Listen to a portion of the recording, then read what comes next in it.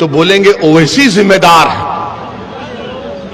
अब ऐसा हो गया कि अगर किसी गठबंधन के घर नेता के घर में अगर गाय भैंस है, सुबह में गाय भैंस ने दूध नहीं दिया, मुर्गा ने आवाज नहीं लगाई सुबह 4 बजे, तो कोई जाकर पूछेगा आज मुर्गा ने आवाज नहीं लगाई, भैंस ने दूध नहीं दिया, क्या वजह? तो बोलेगा ओवैसी दरगाह में आया था, यहां से गया है, इसीलिए भैंस ने कहा कि हम दूध नहीं देंगे।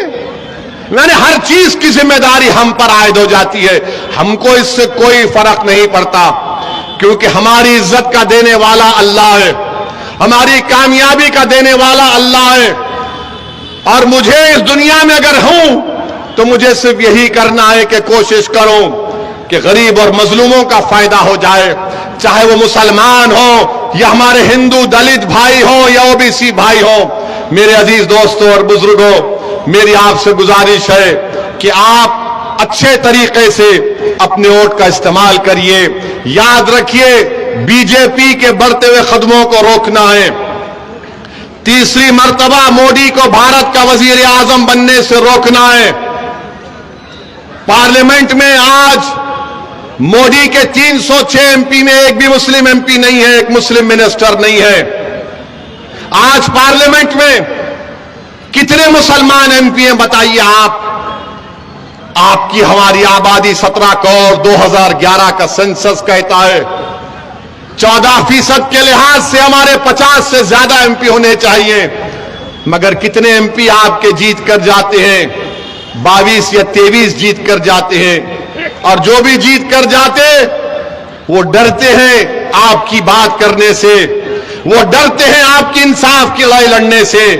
तो मेरी आपसे गुजारिश है कि अगर कल भारत की पार्लियामेंट में मस्जिद का मसला पैदा होगा, 600 साल पुरानी दिल्ली में मेहरौली की मस्जिद को बगैर कोई कानूनी कार्रवाई के शहीद कर दिया गया, क्या कोई गठबंधन के नेता ने खड़े होकर उसकी बात की?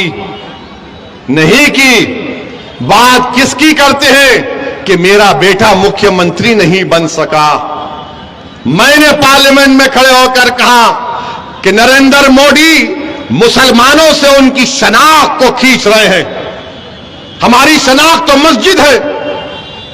बताओ आप ये बात आप उम्मीद करेंगे ये गठबंधन के एमपी बोलेगा? नहीं बोलेगा। कौन बोलेगा? अख्तरुल ईमान बोलेगा। हमारी मस्जिदों को आबाद रखो, मस्जिदों को बचाओ। मैं जिम्मेदारी के साथ कह रहा हूं आप तमाम से, मस्जिद की हिफाजत करने का हुक्म अल्लाह कुरान में हमको दिया है। और मुफस्सरीन ने उस आयत का तर्जुमा इस तरह किया कि अल्लाह के घर को वही लोग आबाद रखते हैं जो अल्लाह पर ईमान रखते, जो आखिरत पर ईमान रखते और अल्लाह के सिवा किसी से नहीं डरते। अपने मस्जिदों को आबाद रखो। याद रखो, हमारी मस्जिदों को हमसे छीनना चाहता है, हमारे मस्जिदों को हमसे छीनना चाहते हैं। शरीयत में मदाखलत की जा रही है।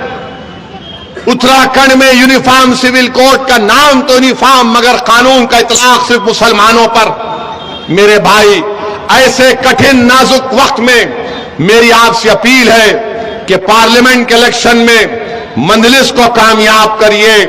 हमारा रिकॉर्ड आपके सामने है। जिनको आपने आजमा लिया, अब दोबारा गलती मत करिए।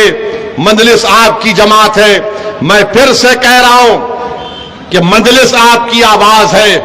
नरेंद्र मोदी 370 एमपी लाने का ख्वाब देख रहे हैं। हमको और आपको कोशिश करनी चाहिए कि बीजेपी के बढ़ते हुए कदमों को रोकें। वोट डालने वाले हैं हम, मगर वोट लेने वाले भी बनिए। और मोदी जी के बारे में हम एक बात तो कहना चाहेंगे। आपने देखा, भारत के प्रधानमंत्री दुबई को गए थे। दुबई को गए तो दुबई के शेख को ऐसा गले लपटे, उससे ऐसा लग रहा था कि दो भाई मिल रहे हैं, या हबीबी बोल के उससे मिले। हम मोदी जी से पूछना चाह रहे हैं, हम मोदी जी से एक बात कहना भी चाह रहे हैं। मोदी जी, कभी अब अपने घर में आप बिल्किस बानो को बुलाइए। उस बिल्किस बानो को जब आप मुख्यमंत्री थे उसको 10-10 लोगों ने उसकी इज्जत लूटी। बिल्किस बानो हामिला थी हमारी बेटी, उसकी 3 साल की बेटी को कत्ल कर दिया, उसकी मां का कत्ल हो गया, उसके परिवार के 2 लोगों का कत्ल हो गया। मोदी जी, जब आप दुबई के शेख को गले लगा सकते हैं, एक मासूम बिल्किस बानो को अपने घर को बुलाइए, उसके सर पर हाथ रखिए और उससे कहिए कि तुम मेरी बेटी की तरह हो, तुमसे इंसाफ होगा। मगर मोदी जी करेंगे या नहीं करेंगे मुझे नहीं मालूम, मगर बिल्किस बानो की आवाज भी मजलिस ने उठाई है। मेरे अजीज दोस्तों और बुजुर्गों, इस कठिन हालात में हम आपसे अपील कर रहे हैं कि इस कठिन हालात में हम आपसे अपील कर रहे हैं कि आप सीमांचल के इंसाफ के लिए मजलिस का साथ दीजिए।